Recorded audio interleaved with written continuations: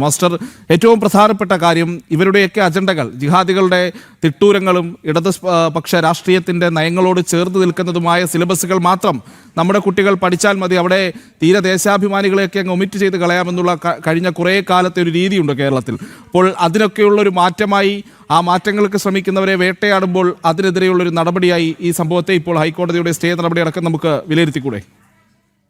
തീർച്ചയായിട്ടും ഹൈക്കോടതി ഇക്കാര്യത്തിൽ നമുക്കെല്ലാം പ്രതീക്ഷ നൽകുന്ന തരത്തിലാണ് നിലപാട് സ്വീകരിച്ചിട്ടുള്ളത്. ആശാവഹമാണ് ആ ഒരു നിലപാട് ഹൈക്കോടതിയുടെ. കാരണം വീര സവർക്കർ ആരാണ്, എന്താണ് എന്ന് പുതിയ തലമുറയ്ക്ക് പരിചയപ്പെടുത്തി കൊടുക്കാനുള്ള ഒരു പാലം എന്ന നിലയ്ക്കാണ് കാസർഗോഡ് ജില്ലയിലെ ദേശസ്നേഹികളായ അധ്യാപക സമൂഹം അങ്ങനെ ഒരു ചോദ്യം കുട്ടികൾക്ക് നൽകിയത് എന്നാണ് ഞാൻ കരുതുന്നത്. തീർച്ചയായിട്ടും അങ്ങനെ തന്നെ ആയിരിക്കും. ആ സാഹചര്യത്തിൽ സവർക്കറെ കുറിച്ചുള്ള ചെറിയ ഒരു ചിന്ത പോലും നമ്മുടെ കുട്ടികളിൽ ഉണ്ടാകരുത് എന്ന് നിർബന്ധമുള്ള ഭാരത വിരുദ്ധ, നമ്മുടെ ചരിത്ര വിരുദ്ധമായി ചിന്തിക്കുന്ന ആളുകളാണ് ഇതിനെതിരെ രംഗത്ത് വന്നത്. ഈ ഒരു വിഷയം അതിന്റെ ഗൗരവത്തോടെ തന്നെ രാജ്യസഭയിൽ അവതരിപ്പിക്കാൻ എനിക്ക് സാധിച്ചിട്ടുണ്ട് എന്ന കാര്യത്തിൽ എനിക്ക് ചാരിതാർത്ഥ്യമുണ്ട്. എന്നെ സംബന്ധിച്ചിടത്തോളം ഈ വിഷയം രാജ്യസഭയിൽ ഉന്നയിച്ചപ്പോൾ എന്നെ അത്ഭുതപ്പെടുത്തിയ മറ്റൊരു കാര്യമുണ്ട്. അപ്പൊ നമ്മളിപ്പോൾ സാധാരണ നിലയ്ക്ക് പറയാ സർക്കാർ അവരെ സസ്പെൻഡ് ചെയ്തു. അപ്പൊ സ്വാഭാവികമായും കോടതിയിൽ നിന്ന് ഇതിന് സ്റ്റേ വരുമ്പോൾ അത് സർക്കാരിനുള്ള തിരിച്ചടിയാണ് എന്നാണ് നമ്മൾ സാധാരണ നിലയ്ക്ക് പറയുക. ഇത് സർക്കാരിനുള്ള തിരിച്ചടി മാത്രമല്ല, സർക്കാരിന് വേണ്ടി ദേശീയ തലത്തിൽ സംസാരിച്ച ഇടതുപക്ഷ രാഷ്ട്രീയക്കാർക്കുമുള്ള തിരിച്ചടി കൂടിയാണ്. കാരണം എന്താണെന്ന് വെച്ചാൽ, രാജ്യസഭയിൽ ഈ വിഷയം ഞാൻ ഉന്നയിച്ചപ്പോൾ കോൺഗ്രസിന്റെയും ലീഗിന്റെയും എംപിമാർ രാജ്യസഭയിൽ അന്നുണ്ടായിരുന്നു. പക്ഷേ ഇത് ഉന്നയിച്ച ഉടനെ ഇതിനെതിരെ പ്രതികരിച്ച് ബഹളം വെച്ച് എന്റെ ശബ്ദത്തെ നിഷ്പ്രഭമാക്കാനായി വീറോടെ പ്രവർത്തിച്ചത് CPIM-ന്റെ എംപിമാരും CPI-യുടെ എംപിമാരുമാണ്. CPI-യുടെ 2 എംപിമാരും CPM-ന്റെ 3 എംപിമാരും ചേർന്നാണ് അസാമാന്യമായ തരത്തിൽ ബഹളം വെച്ചത്. സവർക്കറെ കുറിച്ചുള്ള ചോദ്യം ചോദിച്ചതിന്റെ പേരിൽ അധ്യാപകനെ സസ്പെൻഡ് ചെയ്തു എന്ന ഒരൊറ്റ വാക്യത്തിലൂടെ അവർ പ്രകോപിതരാവുകയാണ്.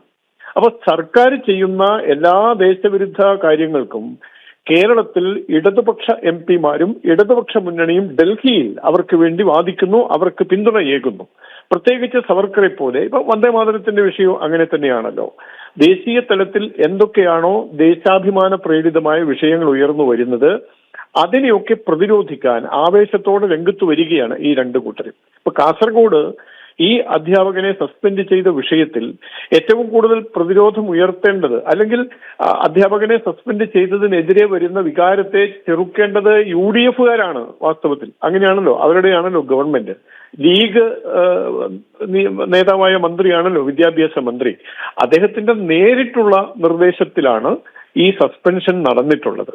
അപ്പൊ അദ്ദേഹം നേരിട്ട് നിർദ്ദേശിച്ചതനുസരിച്ചാണ് director general of education suspension ഉത്തരവ് പുറപ്പെടുവിച്ചത്. അപ്പൊ അതിനെതിരെ വരുന്ന പ്രതിഷേധങ്ങളെ ചെറുക്കേണ്ട ആദ്യത്തെ ബാധ്യത അവർക്കാണ് സ്വാഭാവികമായ തരത്തിൽ. പക്ഷെ അവരെക്കാൾ വാശിയോടെ അതിനെ ചെറുക്കുന്നവർ ഇടതുപക്ഷമാണ്. അപ്പൊ ഹൈക്കോടതിയിൽ നിന്നുണ്ടായ ഇന്നത്തെ ഏറ്റവും പ്രതീക്ഷ നൽകുന്ന ഈ ഉത്തരവ് 2 കൂട്ടർക്കുമുള്ള ഇരുട്ടടിയാണ് എന്ന് പറയേണ്ടി വരും. സവർക്കർ പഠിക്കേണ്ട വിഷയമാണ്. സവർക്കർ ഒരു തുറന്ന പുസ്തകമാണ്.